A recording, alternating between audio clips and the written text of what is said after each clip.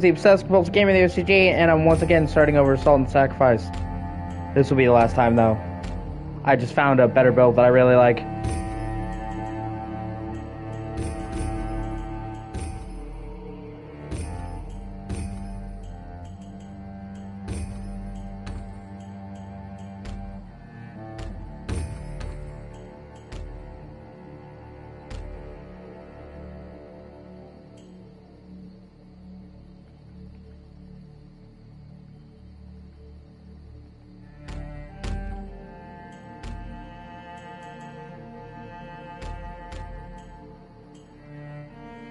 Oh, hey, how's it going?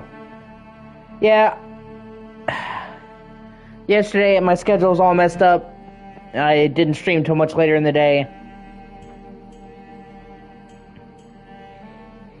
Because I had to do groceries and shit. It turned into a whole thing.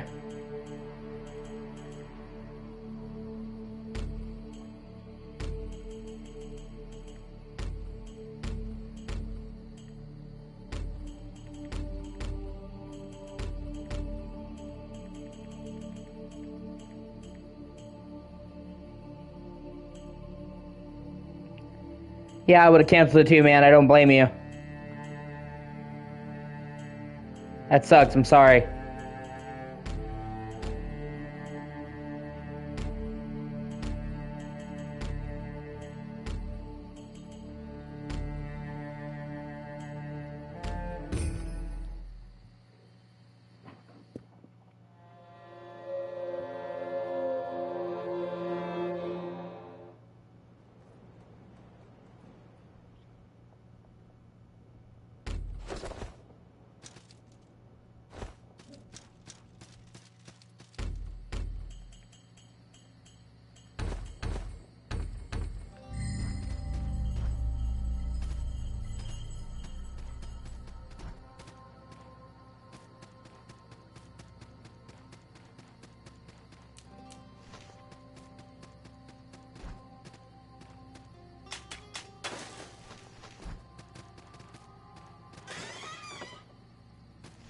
I definitely had problems with that as well.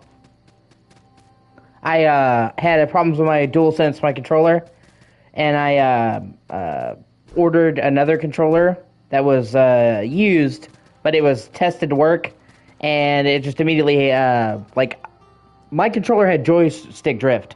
So I ordered another controller, and it had joystick drift in the same direction. Can't make this shit up. And it's supposed to be tested by the website, eBay or Amazon, one of the two. But it was supposed to have their guarantee, and then it just, immediately has unbearable joystick drift. So it's like, wow, I literally bought a replacement controller that has the exact same problem as the one that I'm replacing it.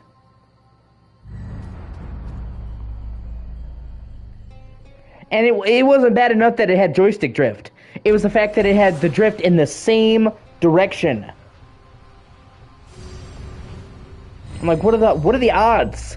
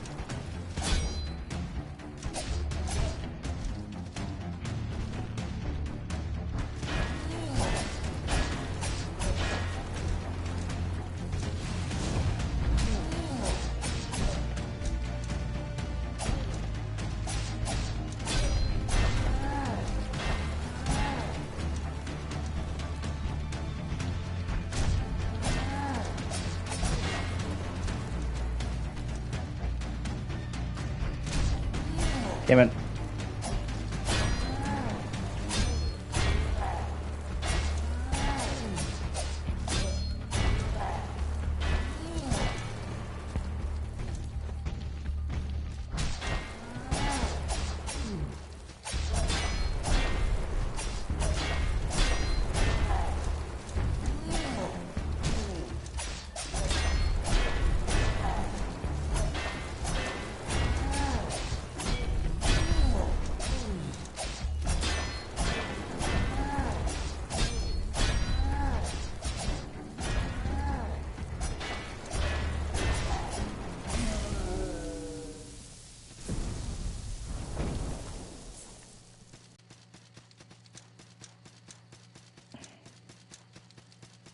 I've restarted this game over a lot. It's just something I do with these types of games with Souls likes.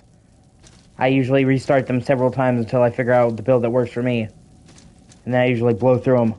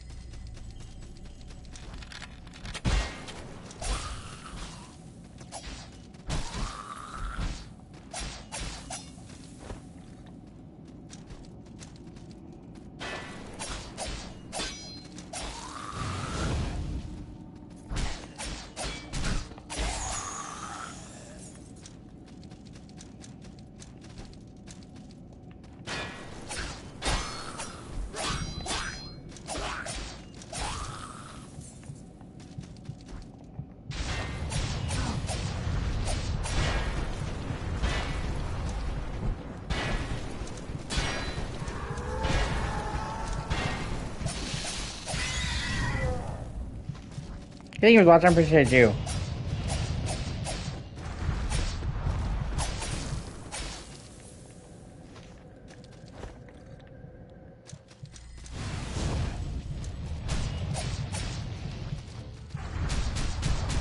God, it's fucking.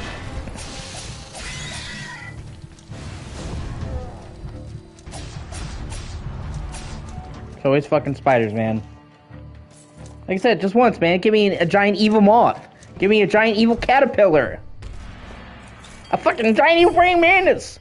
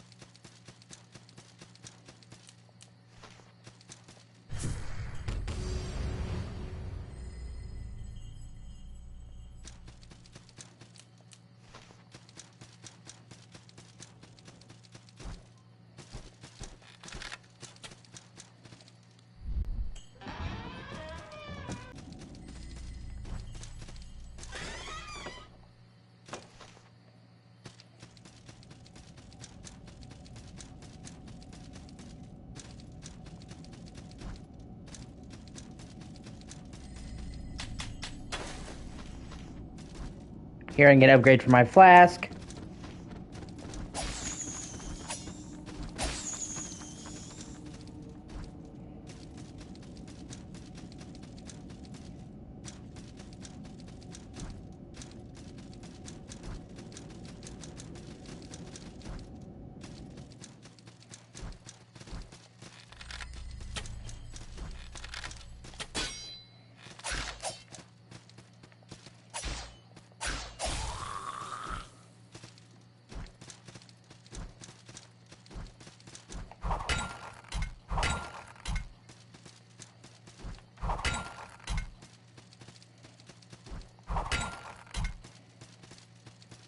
Talking to him, he gives me the shit to go to the second region. So just getting that out of the way. You can do much of this game in different orders, honestly.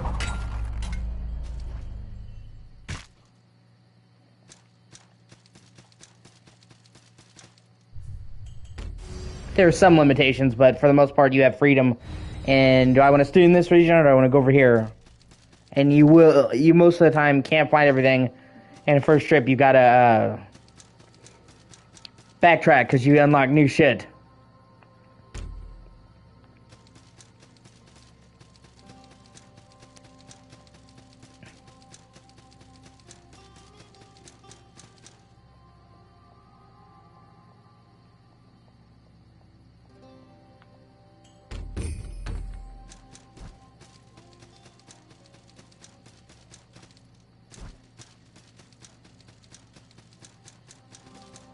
Okay, let me see.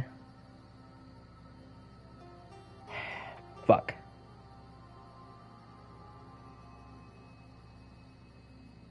Yeah.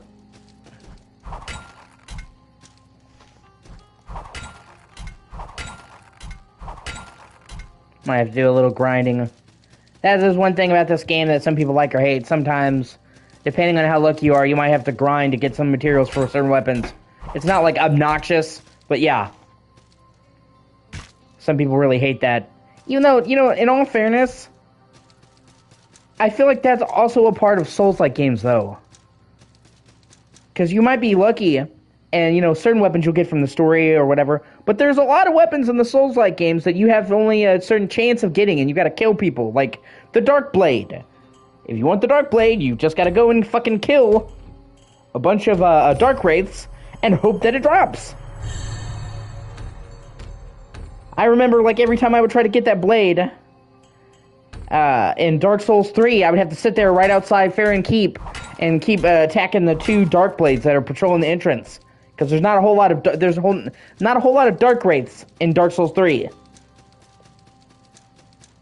Yeah, exactly. Upgrade shards. Yeah. So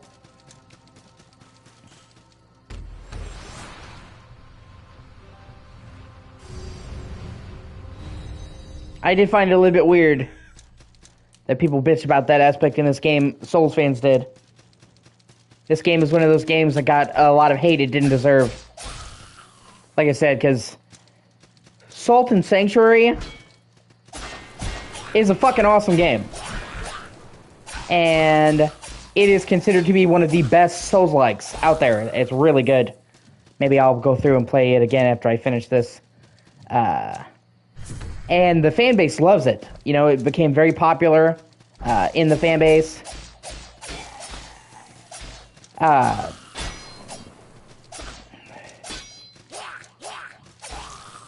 Which is great. But, you know, when they did this, they made a distinct effort to make it different. I mean, it's definitely still, you know, a Saul game. It's got, you know, a lot of the similarities. It's got a similar art style. It's got a lot of similar gameplay mechanics. But they incorporated more Metroidvania into this and more Monster Hunter with the chasing the monsters down and making gear from them. Most of the gear in the game comes from the monsters. I don't really mind it, but, you know, some people got really fucking pissed, and they weren't like, oh, this game is bad. They got mad because this pretty much wasn't exactly how they wanted it to be. And like I said, that's fair. If you were like, I was kind of hoping for the sequel to be like this, and it was like this, that's a personal thing. I've had it happen, you know, when you take risks, but saying, oh, it's a bad game, that, you know. So, this game gets a lot of heat that it doesn't deserve just for not being exactly like the first game.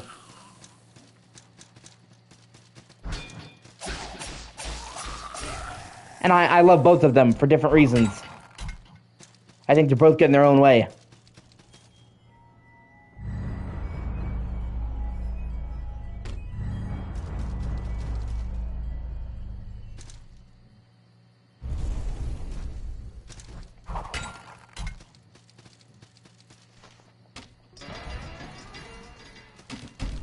Same, you know, I kind of almost feel like Dark Souls 2 got that.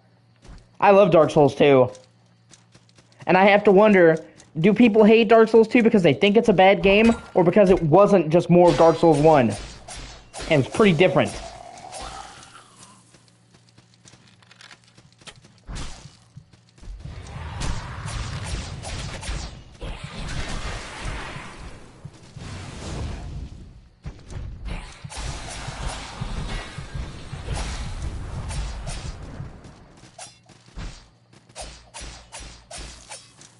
And then people try to say it was made by the B team, like derogatorily.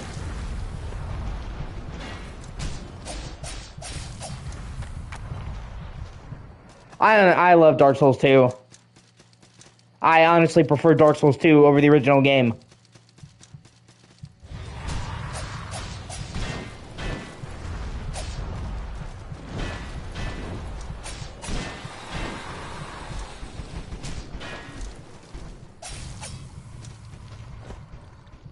I absolutely love the art direction in Dark Souls 2. I love the aesthetic. It's rich and colorful without being cheery, which I appreciated because I honestly felt like Dark Souls 1 had a very muted color palette that wasn't to my tastes.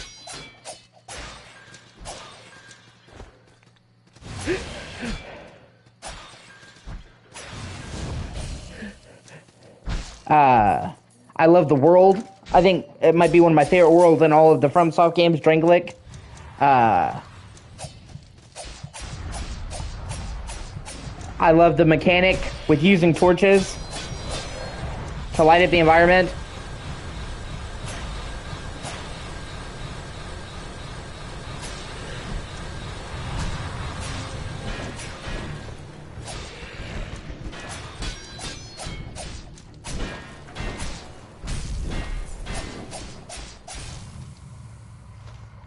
Because it almost in a way, well, firstly, it plays into the whole title, Dark Souls. But more than that, I'm trying to figure out the way to put it. It transforms the environment around you. You have a profound impact on the environment. Places like No Man's Wharf, the Gutter. These places look totally different after you've been through them than they did when you first arrived. And to me, that was really cool. You know, you come into the No Man's Wharf or the Gutter, and it's totally dark. And then all the flames you light stay lit, and anytime you return to those areas after you lit it, you can look over and see all the flames that you lit. And now the whole area's lit up. Like, your presence changed it, and it's really cool because you can map out, I was there, there's a flame there. And they had really beautiful shadows that were cast by the flames and torches.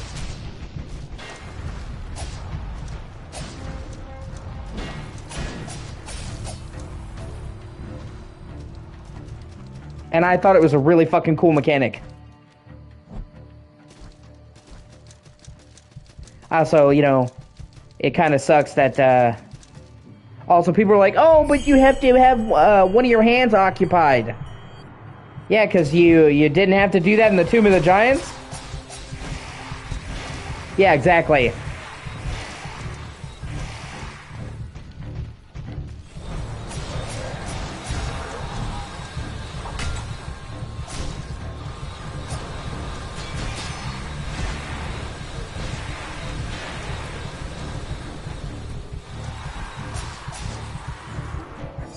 They did something similar in Metal Gear Solid 3 when you're in the cave before the what's his name? The Pain. You if you can find a light, can have night vision goggles, you can find a torch, but you literally can sit there and your eyes will adjust to the darkness, and they even mentioned that in the game. So that was, super fucking cool.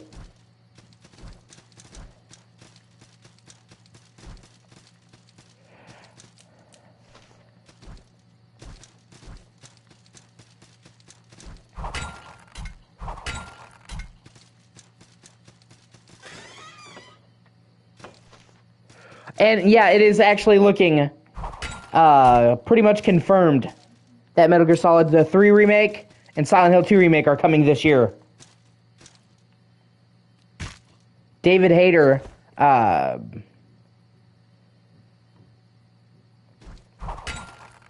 was mentioned publicly that Konami let him play a slice of Delta all the way through Virtuous Mission. And, we're letting him talk to the public about it. So they already have, the segment finished. It didn't sound like it was in beta or whatever. And then on top of which, when Sony did their 2024 slate of games, they mistakenly included Metal Gear Solid 3 Delta in their 2024 games, and the list was specifically games that are coming this year.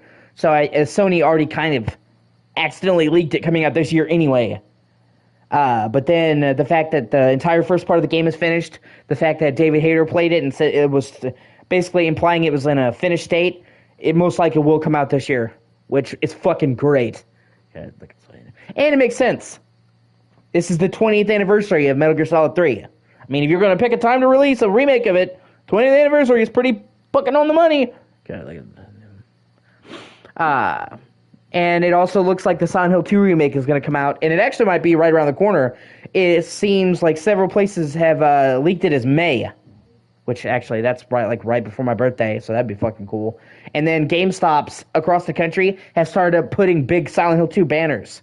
They would not put up banners for a game advertising it if it wasn't just around the corner. And Bloober Team, the people who developed the remake, have gone on record saying the game's finished. That it's up to Konami when it's released. Like, the game is done. They have 100% confirmed that. So it looks like we're getting Silent Hill 2 Remake and Delta in the same year. 2 fucking high-quality Konami remakes in a single year. That's amazing. Yeah, they're gonna do it. Which, if I had to guess, if if Silent Hill 2 Remake is coming in May, I would assume they're not going to want to launch Delta right around the same time. That would just be counterproductive. So I would say it's probably going to be fall. Or